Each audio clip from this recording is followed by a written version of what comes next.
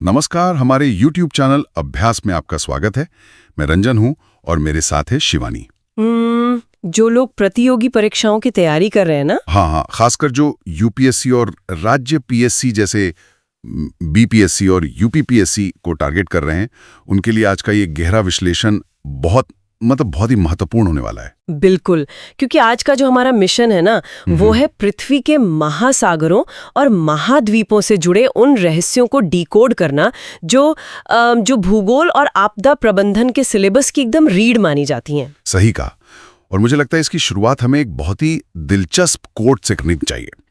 मतलब 1870 में एक मशहूर लेखक थे जूल वर्न। हाँ, जूल वर्न। उन्होंने अपनी एक किताब में लिखा था कि महासागर ही सब कुछ है।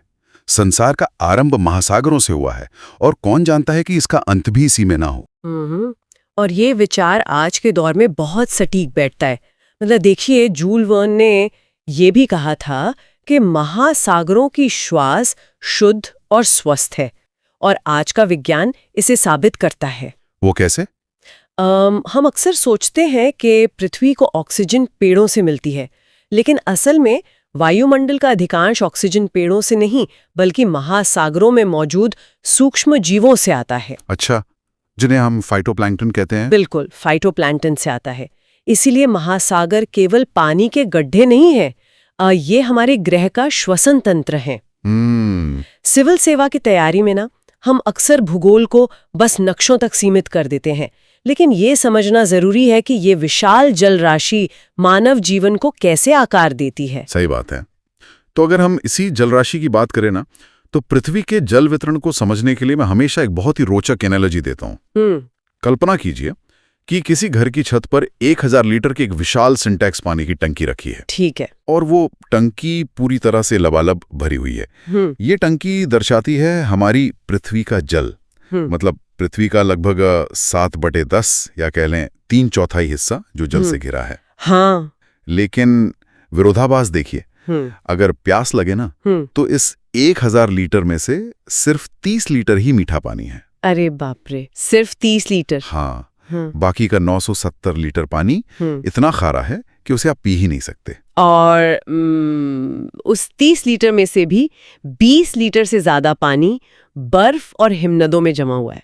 मतलब पीने के लिए तो कुछ ही बूंदें बची। बिल्कुल, अंततः उपयोग के लिए बस कुछ लीटर पानी ही नदियों और भूजल के रूप में बचता है। ये तो जल संकट की एकदम साफ तस्वीर दिखाता है। पर कई बार लोग सोचते हैं कि वो 970 लीटर पानी आखिर इतना खारा क्यों है? हाँ, वो नमक आखिर आता कहाँ से है? तो इसका वैज्ञानिक कारण ये है कि लाखों सालों से नदियां जब चट्टानों और पहाड़ों को काट कर बहती है ना, तो वो अपने साथ खनिजों और लवणों को बहाकर सीधे महासागरों में ले जाती हैं। और पानी तो वाष्पीकृत हो जाता है। बिल्कुल, पानी भाप बनकर बादलों के रूप में वापस आसमान में चला जाता है, लेकिन वो नमक महासागरों में ही रह जाता है। इसीलिए अंतरिक्ष से देखने पर ये नीला ग्रह जितना खूबसूरत लगता है, धरातल पर वो पानी स्थलीय जीवों के लिए उतना ही अनुपयोगी है। एकदम सही। पर यहाँ ना एक दिलचस्प मोड़ आता है। महासागरों का पानी भले ही सीधे तौर पर हमारी प्यास न बुझाता हो, लेकिन अगर आप सामरिक और सांस्कृतिक नजरिए से देखें तो ये हमारे अस्तित्व का आधार है। हाँ, वो तो है। मतलब भारतीय नौसेना के प्रतीक चिन्ह को ही देख लिया जाए, उस पर देवनागरी लिपि में अंकित है शं नो वरुणा।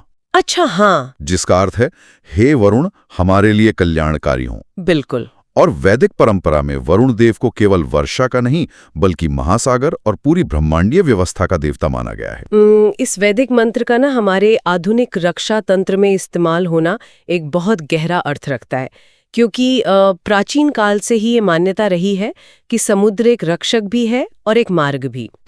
अगर समुद्र कल्याणकारी है तो राष्ट्र सुरक्षित है और व्यापार फलता फूलता है। आज के भू राजनीतिक परिदृश्य में भी जो राष्ट्र अपने समुद्री रास्तों को सुरक्षित रख सकता है ना, वही वैश्विक शक्ति बनता है। और नौसेना का यह मंत्र इसी शाश्वत सत्य को रेखांकित करता है। बिल्कुल। तो जल के इस विशाल और रणनीतिक महत्व को समझने के बाद अब उन भूखंडों की तरफ मुड़ना स्वाभाविक है जो इस अपार जल राशि को आपस में बांटते हैं, यानी हमारे महाद्वीप। हाँ, लेकिन महाद्वीपों को निकलना एक बहुत बड़ा भ्रम है जो अक्सर बचपन से ही किताबों में पढ़ाया जाता है। हम हमेशा यही पढ़ते हैं कि पृथ्वी पर कुल 7 महाद्वीप हैं। हाँ, साथ ही तो है। लेकिन अगर ऐसा है तो एक रोचक सवाल उठता है।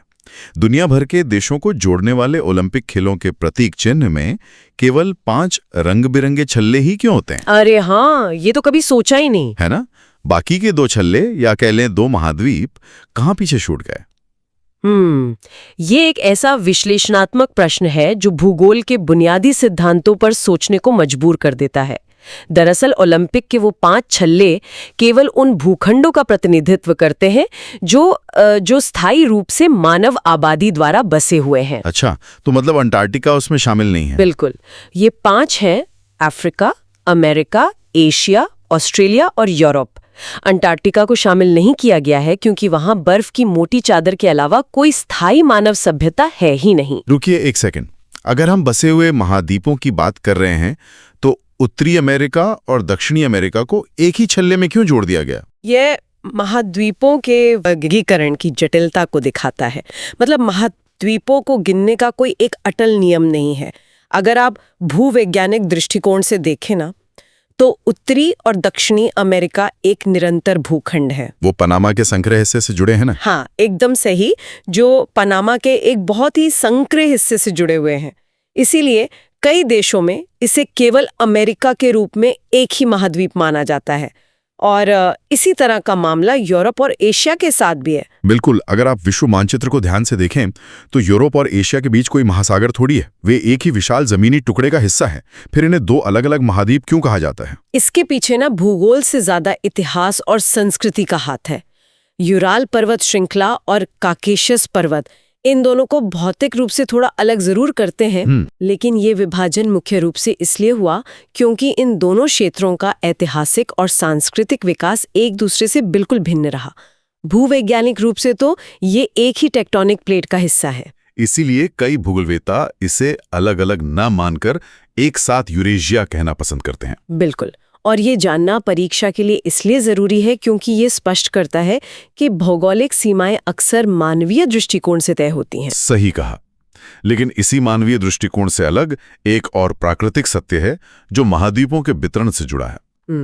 अगर पृथ्वी को भूमध्य रेखा से 2 हिस्सों में काट दिया जाए ना, तो उत्तरी गोलार्ध और दक्षिणी गोलार्ध में जल और थल का वितरण बिल्कुल समान नहीं है। हाँ, उत्तरी गोलार्ध में स्थलीय भाग बहुत अधिक है और दक्षिणी गोलार्ध मुख्य रूप से महासागरों के प्रभुत्व वाला क्षेत्र है। और आपको पता, ये असमानता पृथ्वी की पूरी जलवायु प्रणाली का इंजन है। इसे समझना बहुत जरूरी है। जल और थल के तापमान ग्रहण करने की क्षमता एकदम अलग-अलग होती है। जमीन बहुत जल्दी गर्म होती है। हाँ, और बहुत जल्दी ठंडी भी हो जाती है। इसके विपरीत महासागर का पानी धीरे धीरे गर्म होता है और ऊष्मा को लंबे समय तक अपने अंदर संजो कर रखता है। दक्षिणी गोलार्ध में जमीन कम होने के कारण हवाओं को रोकने वाला कोई अवरोध नहीं होता। अच्छा। इसीलिए वहां की समुद्री हवाएं अत्यधिक प्रचंड होती हैं। और यही तापमान का अंतर ना भारत के संदर्भ में एक जीवनदायी भूमिका निभाता है। वो कैसे? गर्मियों में जब यूरेशिया का विशाल भूखंड तपता है तो वहां एक निम्न दबाव का क्षेत्र बन जाता है, एक लो प्रेशर एरिया। हाँ? और इस खालीपन को भरने के लिए दक्षिणी गोलार्ध के महासागरों से नमी भरी हवाएं उत्तर की ओर दौड़ती हैं, जिन्हें हम मानसूनी हवाएं कहते हैं। यानी दक्षिणी गोलार्ध का पानी और उत्तरी गोलार्ध की जमीन, ये दोनों मिलकर भारत का मौसम तय करते हैं। यही वो बिंदु है जहां वैश्विक भूगोल सीधे तौर पर भारतीय अर्थव्यवस्था से जुड़ जाता है। मॉनसून को समझे बिना भारत का भूगोल समझना नामुमकिन है। बिल्कुल। अब अगर हम अपनी चर्चा को वैश्विक से निकालकर विशेष रूप से भारत की भौगोलिक स्थिति की ओर लाए ना, तो समुद्री सीमाओं का एक नया स्वरूप सामने आता है। महाद्वीपों से निकलकर अब हमें द्वीपों को देखना चाहिए। यहाँ एक और तकनीकी अंतर स्पष्ट करना जरूरी हो जाता है। महाद्वीप और द्वीप दोनों ही चारों तरफ से पानी से घिरे होते हैं, फिर भी ऑस्ट्रेलिया को महाद्वीप कहा जाता है और दुनिया के सबसे बड़े द्वीप ग्रीनलैंड को केवल एक द्वीप। ये कंफ्यूजन बहुत लोगों को होता है। और जब हम ग्रीनलैंड की बात करते हैं ना, तो उसका आकार इतना विशाल है कि अगर भारत के 10 सबसे बड़े राज्यों के क्षेत्रफल को मिला दिया जाए तब जाकर वो ग्रीनलैंड के बराबर होगा। फिर भी उसे महाद्वीप का दर्जा क्यों नहीं मिला? इसका सीधा सा कारण टेक्टोनिक प्लेटों के विज्ञान में छिपा है। देखिए, महाद्वीप आमतौर पर अपनी एक अलग और स्वतंत्र टेक्टोनिक प्लेट पर स्थित होते हैं। अच्छा। और उनका भूविज्ञानिक आधार बहुत विशाल होता है। ऑस्ट्रेलिया अपनी खुद की प्लेट पर है और उसकी अपनी एक विशिष्ट वनस्पति और जीव जंतुओं की प्रणाली है। इसके विपरीत ग्रीनलैंड भौगोलिक रूप से उत्तरी अमेरिकी टेक्टोनिक प्लेट का ही एक विस्तार है। वह अपनी अलग प्लेट पर नहीं है, इसलिए इतना विशाल आकार होने के बावजूद वो एक द्वीप ही है। समझ गया। और अगर द्वीपों की बात हो रही है तो भारत की समुद्री सीमाओं में भी तो द्वीपों की एक बहुत बड़ी श्रृंखला मौजूद है। भारत के अधिकार क्षेत्र में 1300 से अधिक छोटे बड़े द्वीप आते हैं। हाँ, जिनमें मुख्य रूप से 2 प्रमुख द्वीप समूह हैं। पूर्व में बंगाल की खाड़ी में अंडमान और निकोबार द्वीप समूह और पश्चिम में अरब सागर में लक्षद्वीप समूह। और इन दोनों द्वीप समूहों का निर्माण भी अपने आप में एक भौगोलिक आश्चर्य है। मतलब अंडमान और निकोबार द्वीप समूह वास्तव में समुद्र के भीतर डूबी हुई पर्वत श्रृंखलाओं के ऊंचे शिखर हैं, जो मुख्य भूमि से टूटकर अलग हुए थे। हाँ। वहीं दूसरी तरफ लक्षद्वीप पूरी तरह से मूंगा चट्टानों यानी कोरल रीफ से बना हुआ है। ये लाखों सूक्ष्म समुद्री जीवों के कंकालों के जमाव का परिणाम है। और रणनीतिक रूप से ये द्वीप भारत को हिंद महासागर में एक बहुत बड़ी सामरिक बढ़त दिलाते हैं। बिल्कुल। हिंद महासागर दुनिया का इकलौता ऐसा महासागर है जिसका नाम किसी देश यानी हिंदुस्तान के नाम पर रखा गया है। और इसकी सीमाएं भी तो बहुत विशाल है। उत्तर में एशिया, पश्चिम में अफ्रीका, पूर्व में ऑस्ट्रेलिया और दक्षिण में दक्षिणी महासागर तक फैली हैं। और इसी हिंद महासागर को पार करते हुए भारतीय वैज्ञानिक एक ऐसे महाद्वीप तक पहुंच चुके हैं जो ओलंपिक के छल्लों में भले ही जगह न बना पाया हो, लेकिन विज्ञान की दुनिया में सबसे महत्वपूर्ण है। आप अंटार्कटिका की बात कर रही हैं? हाँ, अंटार्कटिका। 1981 से शुरू हुए भारतीय अंटार्कटिका कार्यक्रम के तहत भारत वहां लगातार अन्वेषण कर रहा है। ये दुनिया का सबसे ठंडा, सबसे शुष्क और बर्फीले तूफानों वाला महाद्वीप है। और 1983 में भारत ने वहां अपना पहला वैज्ञानिक बेस स्टेशन स्थापित किया था, जिसे दक्षिण गंगोत्री नाम दिया गया था। दक्षिण गंगोत्री के बाद वहां मैत्री और भारती जैसे आधुनिक स्टेशंस भी स्थापित किए गए। आज की तारीख में अंटार्कटिका की उस कठोर जलवायु में लगभग 40 भारतीय वैज्ञानिक मौजूद हैं। लेकिन यहाँ एक सवाल उठना चाहिए कि इतनी दूर उस जमा देने वाली ठंड में जाकर शोध करने की आखिर क्या आवश्यकता है? क्या इसका सीधा संबंध हमारे अपने जलवायु और पर्यावरण के अध्ययन से नहीं है? बिल्कुल है, क्योंकि अंटार्कटिका की बर्फ सिर्फ जमा हुआ पानी नहीं है, वो एक तरह की टाइम मशीन है। टाइम मशीन मतलब कैसे? अंटार्कटिका की बर्फ के भीतर लाखों साल पुराने हवा के बुलबुले कैद हैं। वैज्ञानिक जब उस बर्फ की गहराई से आइस कोर निकालते हैं ना, तो वे उन बुलबुलों का अध्ययन करके ये जान पाते हैं कि 10,000 या 1 लाख साल पहले पृथ्वी के वायुमंडल में कार्बन डाइऑक्साइड का स्तर क्या था। अरे वाह! तो उस ऐतिहासिक डेटा के बिना हम ये भविष्यवाणी नहीं कर सकते कि भविष्य में भारत में मॉनसून कैसा रहेगा या ग्लोबल वार्मिंग का क्या असर होगा? एकदम सही। और वहां काम करना मानवीय सहनशक्ति की चरम परीक्षा है। इसीलिए वहां जो बेस स्टेशन बनाए गए हैं वे पूरी तरह आत्मनिर्भर होते हैं। वहां एक पुस्तकालय से लेकर आपात स्थितियों से निपटने के लिए एक डॉक्टर तक हमेशा मौजूद रहता है। ये सोचना ही रोमांचित कर देता है कि दुनिया के सबसे दुर्गम स्थान पर वैज्ञानिकों का एक छोटा सा भारतीय गांव बसा हुआ है जो मानव जाति के भविष्य को सुरक्षित करने के लिए शोध कर रहा है। और ये शोध इसलिए भी जरूरी है क्योंकि महासागर और भूखंड आपस में जो प्रतिक्रिया करते हैं ना, उसके परिणाम हमेशा सुखद नहीं होते। हाँ, महासागरों की प्रकृति तो एक दोधारी तलवार की तरह है। दोधारी तलवार की ये उपमा बहुत ही सटीक बैठती है। इसे हमें आपदा प्रबंधन के नजरिए से समझना चाहिए। बिल्कुल। एक तरफ यही महासागर वाष्पीकरण के जरिए बादलों का निर्माण करते हैं जो मानसूनी हवाओं पर सवार होकर भारतीय उपमहाद्वीप पर जीवनदायी वर्षा करते हैं। और इसी वर्षा पर हमारी कृषि, हमारी खाद्य सुरक्षा और पूरी अर्थव्यवस्था टिकी हुई है। लेकिन इसी तलवार की दूसरी धार तब नजर आती है जब यही महासागर प्रचंड तूफानों, चक्रवातों और सुनामी को जन्म देते हैं। और देखिए, चक्रवातों का विज्ञान पूरी तरह से महासागरों के तापमान पर निर्भर है। जब समुद्र की सतह का तापमान 26.5 डिग्री सेल्सियस से ऊपर चला जाता है ना, तो वहां की गर्म और नम हवा तेजी से ऊपर उठती है। हाँ, और एक भयानक चक्रवात का रूप ले लेती है। ये वो स्थिति है जहां महासागर विनाशक बन जाता है। तटीय इलाकों में इसके कारण जो तबाही आती है, उसे संभालना एक प्रशासक की सबसे बड़ी चुनौती होती है। और चक्रवातों से भी ज्यादा खतरनाक और अप्रत्याशित होती हैं सुनामी। ये कोई मौसम की घटना नहीं है। जब महासागर के तल में कोई शक्तिशाली भूकंप आता है या भूस्खलन होता है ना, तो पानी का एक विशाल स्तंभ ऊपर की ओर विस्थापित हो जाता है। और गहरे समुद्र में तो सुनामी की लहरें शायद महसूस भी न हो। हाँ, लेकिन जैसे जैसे ये तट की उथली गहराई की ओर बढ़ती हैं, इनका आकार किसी बहुमंजिला इमारत जितना विशाल हो जाता है। और इसी जगह पर आपदा प्रबंधन यानी डिजास्टर मैनेजमेंट की भूमिका अहम हो जाती है।